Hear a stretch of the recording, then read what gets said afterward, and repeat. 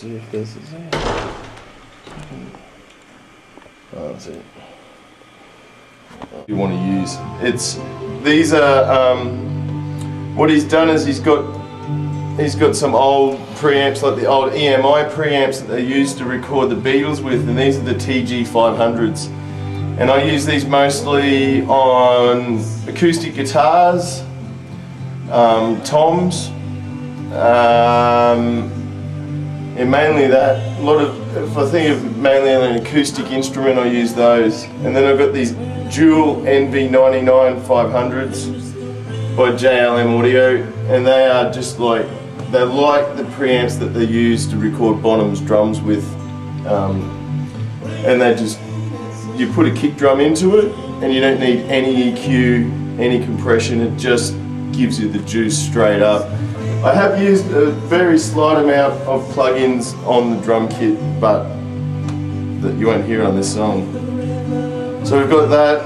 We've also got access to outboard gear, but we're not using it at the moment. We've got DBX 166XL compressors. We've also got access to 266s, but we're not using them. And there's other stuff here like lexicons we're not using. We're actually, the first album, we're using our plugins. So we've managed to upgrade the studio, and we bought the API collection, which is this one here.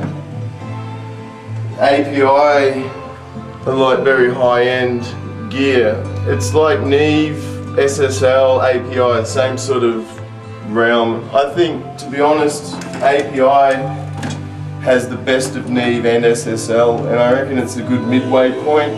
You can make an API sound like an SSL, you make an API sound like a Neve, but you can't make a Neve sound like an SSL or an SSL sound like a Neve. So I think these are friggin' amazing. We've also got the GTR series, where it's all Waves plugins, where you've got guitar pedals.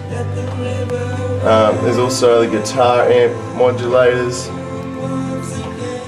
Something else that we use are DigiDesign, what do they call it again? Expand 2.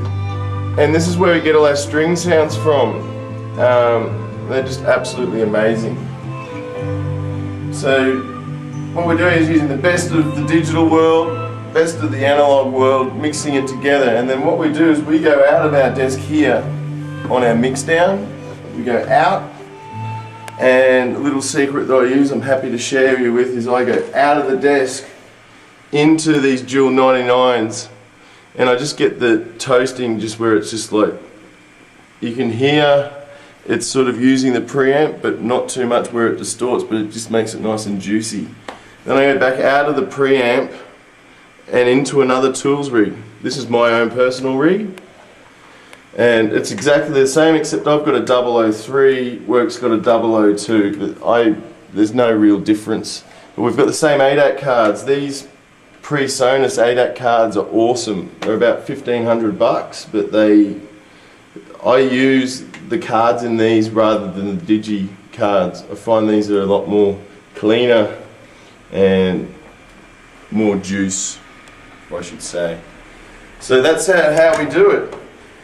Record it into this computer, and now we're bouncing it out like in the old school way. And the main reason why I'm bouncing out into this computer is because it's very hard to reference mix what you're bouncing into. You can bounce inside Pro Tools or Nuendo or Cubase or Logic, but I find if you mix and master inside a computer, you miss out on a lot of things. You miss out on the warmth, you miss out on, I find the reverbs and different effects you might use might come out inside the computer louder than what you wanted, and this way I can get a lot more of what I like. And then after this, if we look at this screen here, this is the mix, and if you can look at the waveform here, it's what I call a hairy poo. But you could mix it in and have it like two big, poo looking things without the hair. But what the hair is, if you look at it, how it's hairy, What that does is it shows that there's a lot of dynamics in the mix. So then when I send it to Matt in Darwin at Subsonic Studios, he's got a tape machine. So what we do is I send this to him on the internet to Darwin. Then he's got a 24-inch or 2-inch Struder tape machine. So what I do is I send this to Matt, he opens it up on his tools rig in Darwin, then he bounces it out of his tools rig onto tape, off the tape back into the computer, and then that's when he adds the compression in. Another good thing to notice is compression. If you look on this song, there is probably only compression on the lead vocals, and I'm using the API 2500 compressor on his vocals. There's a little bit on a hun, and I've used the R compressor, and it's very light, 2:1 ratio. I'm not even changed the threshold, and it's just smoothing it. Everywhere else, if you look in this session, there's no other compression. You don't need compression on a song when it's very dynamic. Maybe if you get a song with big chunky bits, you might need a bit of compression, but I try and leave the compression for the mastering. So I give Matt plenty of dynamics. You want the dynamics. If you just mix it to compress it, you may as well not even bother about getting a mastering engineer. You want to have the dynamics, so he gets it, he puts it through a compressor later, and it will give it that, it'll smooth it out, make the levels louder, but you don't want to give him a really hot mix. And what you want to do is give it to him at about minus 14 dB. You don't want it to go only just into the orange area, you don't want it to go into the red.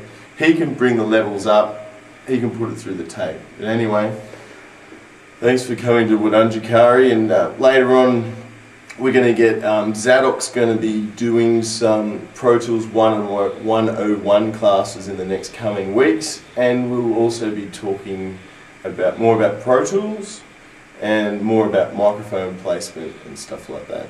But anyway, goodbye.